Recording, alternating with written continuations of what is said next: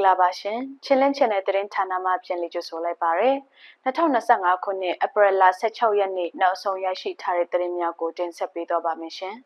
ဒီကနေ့တင်ဆက်ပေးမယ့်သတင်းကောင်းစင်တွေကတော့ CDF ကမ်ပလက်ကမကြာအုပ်စုကအသက်မပြည့်သေးတဲ့လူငယ်16ဦးကိုဖမ်းဆီးပြီးယနေ့ချိန်ထိပြန်လွှတ်ပေးခြင်းမရှိသေးဟုဆိုကြောင်းကလေးမျိုးတောင်ပိုင်းစစ်တပ်နဲ့ပြူစခန်း9ခုကိုတက်ခိတ်သိမ်းပိုက်မှုအတွင်းစစ်ကောင်စီကလေကြောင်းဖြင့်အကြိမ်ပေါင်း1000ကျော်ပုံကျဲခဲ့ပြီးအပြစ်မဲ့ပြည်သူ15ဦးသေဆုံးတယ်လို့ CDF KKG ထုတ်ပြန်ကြောင်းတကြံကာလထီလင်းစောနဲ့ကံကောမြို့နယ်တို့ကိုစစ်ကောင်စီကတိတ်လျင်များဖြင့်စစ်တိတ်ပုံကျဲကြောင်းပခိုးတိုင်းအုတ်တွင်းမြို့နယ်တောင်တန်ကျေးရွာကိုတိုက်ပွဲဖြစ်ပွားခြင်းမရှိဘဲ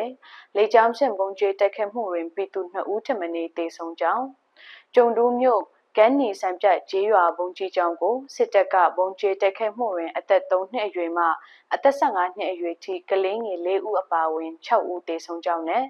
တကြံအတက်နေ့တွင်စစ်ကောင်စီကအရာတော်မြို့နယ်တောင်ပိုင်းရှိကျေးရွာ2ရွာကိုတိုက်ပွဲဖြစ်ပွားခြင်းမရှိဘဲလေကြောင်းဖြင့်ဘုံကျဲတိုက်ခိုက်မှုတွင်ပြည်သူ10ဦးထပ်မံထိခိုက်ဒဏ်ရာရရှိကြောင်းတို့ပဲဖြစ်ပါရရှင်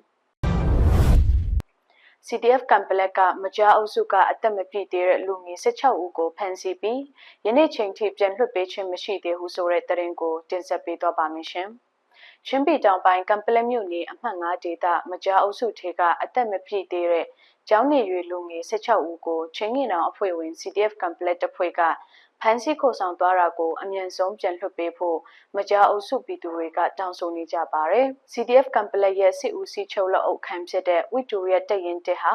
မကြာအုပ်စုအတွင်းမှာမတ်လ28ရက်နေ့ကနေ30ရက်နေ့အချိန်ထိအကြောင်းပြချက်မရှိဘဲကျောင်းနေရွယ်လူငယ်အမျိုးသား9ဦးအမျိုးသမီး9ဦးစုစုပေါင်း16ဦးကိုအတန်အတမဖမ်းဆီးခေါ်ဆောင်သွားတယ်လို့မကြာအုပ်စုပြည်သူတွေရဲ့ဧပြီလ14ရက်နေ့ကထုတ်ပြန်ချက်မှာဖော်ပြထားပါတယ်။အဖမ်းခံရတဲ့လူငယ်တွေကတော့မကြာရွာက9ယောက်လုံပေါက်ရွာက2ယောက်ကြောက်တောင်ရွာက6ယောက်မတီလောင်းရွာက1ယောက်စုစုပေါင်း16ယောက်ရှိပြီးအသက်မပြည့်သေးတဲ့လူငယ်တွေဖြစ်ကြတယ်လို့သိရှိရပါတယ်။ကမ်ပလက်မြို့နယ်အုပ်ချုပ်ရေးအဖွဲ့နဲ့သက်ဆိုင်ရာ CDF ကမ်ပလက်စစ်ဦးစီးချုပ်ထံမတ်လ31ရက်နေ့ကနေမကြာအုပ်စုပြည်သူတွေစာဖြင့်တရားဝင်တင်ပြတောင်းဆိုခဲ့ကြပေမဲ့ယနေ့ချိန်ထိပြန်လွှတ်ပေးခြင်းမရှိသေးလို့ဆိုပါတယ်။ဒါကြောင့်ဖမ်းဆီးခံရတဲ့လူငယ်တွေအပေါ်တစုံတရာဖြစ်ပေါ်လာပါကဝီတိုရီယာတပ်ရင်တင်မှာတာဝန်ရှိကြောင်းဝီတိုရီယာတပ်ရင်တက်အနေနဲ့မကြာအုပ်စု9ရွာနဲ့ခီတိုအုပ်စုခပန်းရွာပါဝင်စုစုပေါင်းကျေးရွာ10ရွာရဲ့နေမြေအတွင်းကျူးကျော်ဝင်ရောက်နေထိုင်ခြင်းမပြုဖို့ကျူးကျော်ဝင်ရောက်လာပါကအမှတ်9ပြည်သူလူထုအားလုံးကတွန်းလှန်သွားမယ်လို့ထုတ်ပြန်ချက်မှာဖော်ပြထားတယ်လို့သိရှိရပါတယ်ရှင်ကလေးမျိုးတောင်ပိုင်းစစ်တပ်နဲ့ပြူစခန်း9ခုကိုတိုက်ခိုက်သိမ်းပိုက်မှုအတွင်းစစ်ကောင်စီကလေကြောင်းဖြင့်အကြိမ်ပေါင်း1000ကျော်ပုံကျဲခဲ့ပြီးအပြစ်မဲ့ပြည်သူ15ဦးသေဆုံးတယ်လို့ CDF KKG ထုတ်ပြန်ထားတဲ့သတင်းကိုလေးဆက်လက်တင်ဆက်ပေးသွားပါမယ်ရှင်။စကိုင်းတိုင်းကလေးမျိုးတောင်ပိုင်းရှိပြူစခန်းများတိုက်ခိုက်သိမ်းပိုက်မှုအတွင်းစစ်ကောင်စီကလေကြောင်းဖြင့်ပုံကျဲတိုက်ခိုက်မှုတွင်အကြိမ်1000ကျော်လောက်ဆောင်ခဲ့ရာအပြစ်မဲ့ပြည်သူ15ဦးသေဆုံးပြီး40ကျော်တန်ရန်ရရှိခဲ့ကြောင်း CDF KKG ကဧပြီလ15ရက်နေ့တွင်သတင်းထုတ်ပြန်ထားပါတယ်။2024ခုနှစ်အတွင်းစုဖွဲ့လက်ကျင့်မှုစတင်ခြင်းနဲ့အတူ2025ခုနှစ်ဖေဖော်ဝါရီလအတွင်း CDF KKG Major Operation စတင်ဖော်ဆောင်ခဲ့ကလေးနဲ့ကန့်ကော်ချရှိစစ်ကောင်စီအခြေစိတ်စခန်းများဖြစ်သောကမ်ပါနီစခန်းမှန်တော်အောင်တာယာအရှိအနောက်ပြိုစောတိစုမှုတဲ့ကြံတာရွာများကိုနှလတာအတွင်းဖျားကျေးဇူးတော်ကြောင့်အောင်မြင်စွာတိုက်ခိုက်သိမ်းပိုက်နိုင်ခဲ့ခြင်းဖြစ်ကြောင်း CDF KKG Major Operation တစ်ခုလုံးကိုချင်းမျိုးသားတပ်မတော် CNA မှစစ်ရေးကွက်ခဲ့ကြောင်းသိရှိရပါတယ်။ဖေဖော်ဝါရီလ12ရက်နေ့တွင်ကလေးနဲ့ကန့်ကော်ကြားရှိစစ်ကောင်စီအခြေစိတ်စခန်းများနဲ့အခိုင်အမာဆုံးနဲ့အတောင့်ကျင်းဆုံးစခန်းတစ်ခုဖြစ်သောကမ်ပါနီစခန်းကို၎င်းထို့နောက်ဖေဖော်ဝါရီလ15ရက်နေ့အထိကလေးတောင်ပိုင်းရှိမှန်တော်ရွာနဲ့အောင်တာယာရွာအနောက်ရှိစစ်ကောင်စီအခြေကုပ်စခန်းများကိုဆက်လက်တိုက်ခိုက်သိမ်းပိုက်နိုင်ခဲ့ကြောင်းဆိုပါတယ်။ကမ်ပါနီစခန်းသိမ်းတိုက်ပွဲတွင်မဟာမိတ်တပ်များအနေဖြင့် CNA, CDF ဟာခါ CDF ထန်တလန် CDF CDM စီရင် ABSDF ရိုးဒေတာလွတ်မြောက်ရေးတပ်ပေါင်းစု CDF စန်ထန်းနဂါးငီနောင်အစရှိသည်တို့ပူးပေါင်းပါဝင်ခဲ့ပြီးမှန်တော်အောင်တာယာအရှိအနောက်ရှိစစ်ကောင်စီအခြေစိတ်စခန်းများတိုက်ခိုက်သိမ်းပိုက်ခဲ့မှုတွင် PDF ဝကော့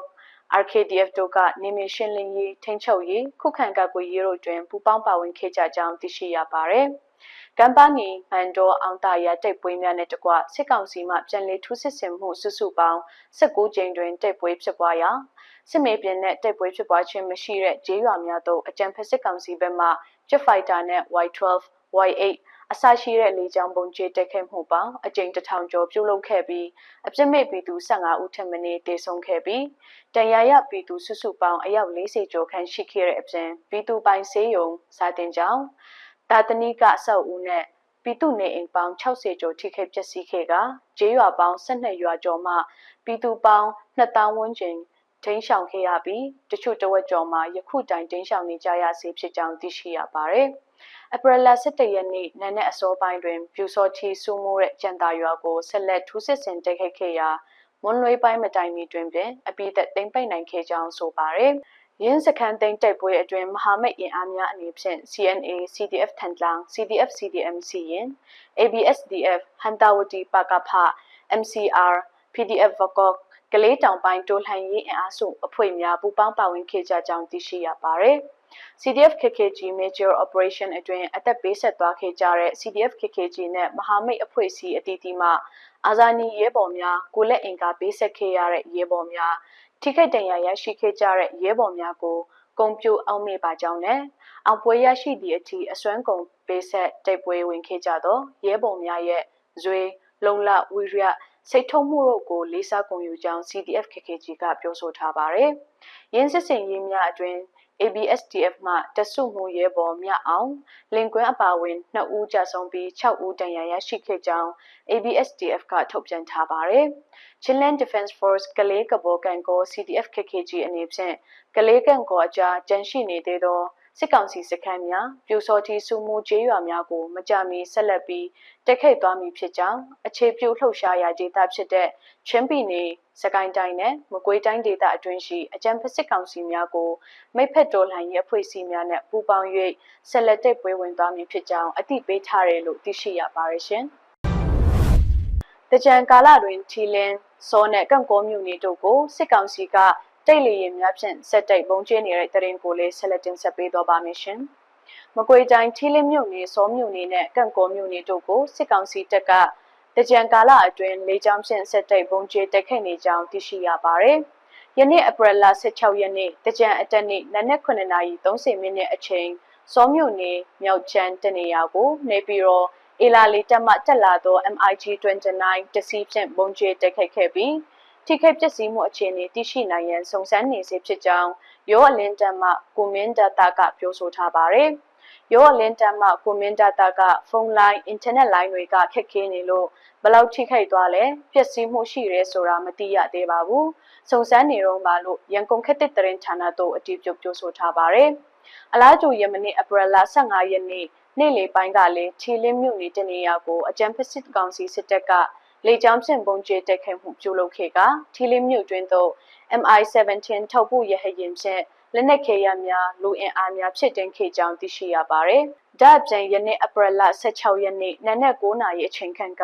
ကန့်ကောမြို့အခြေစိတ်ခလာရ90တရင်မှကန့်ကောမြို့မြောက်ဘက်သို့လေကြောင်းကင်းထုတ်ဒရုန်းများလွှတ်တင်ကကင်းထောက်မှုရှိခဲ့ကြောင်းထို့သောကင်းထောက်ခြင်းမှာကန့်ကောမြို့တွင်သို့ရဟရင်စင်တက်ကစစ်အင်အားဖြည့်တင်ရန်လှုံ့ဆော်ခြင်းဖြစ်ကြောင်းသိရှိရပါတယ်။စစ်ကောင်စီစစ်တပ်ကရောဒေတာကိုလေကြောင်းဖြင့်အချိန်မရွေးတက်ခိတ်လာနိုင်သောကြောင့်ပြည်သူများအနေဖြင့်လေကြောင်းတတိအမေရှိကြရန်နဲ့လူစုလူဝေးများမပြုလုပ်ကြရန်ဒေတာတွင်တိုးလှန်ရေးတပ်ဖွဲ့များကတတိပေးထားတယ်လို့သိရှိရပါတယ်ရှင်။ပခိုးတိုင်းအုတ်ကျွန်းမြို့နယ်တောင်တန်ကျေးရွာကိုတိုက်ပွဲဖြစ်ပွားခြင်းမရှိပေလေကြောင်းဖြင့်ပုံကျဲတိုက်ခိုက်မှုတွင်ပြည်သူ2ဦးထက်မနည်းတေဆုံးသွားတဲ့တရင်ကိုလေးဆက်လက်တင်ဆက်ပေးတော့ပါမယ်ရှင်။ပခိုးတိုင်းအုတ်ကျွန်းမြို့နယ်တောင်တန်ကျေးရွာကိုတိုက်ပွဲဖြစ်ပွားခြင်းမရှိပေစစ်တပ်ကလေရင်ဖြင့်ပုံကျဲချခဲ့ရာပြည်သူ2ဦးထက်မနည်းတေဆုံးကြောင်းသိရှိရပါတယ်။ယမနေ့ဧပြီလ15ရက်နေ့ညနေ3:00နာရီအချိန်ဝန်းကျင်ပခိုးတိုင်းအုတ်ကျွန်းမြို့နယ်ရေဦးစင်ကျေးရွာအုပ်စု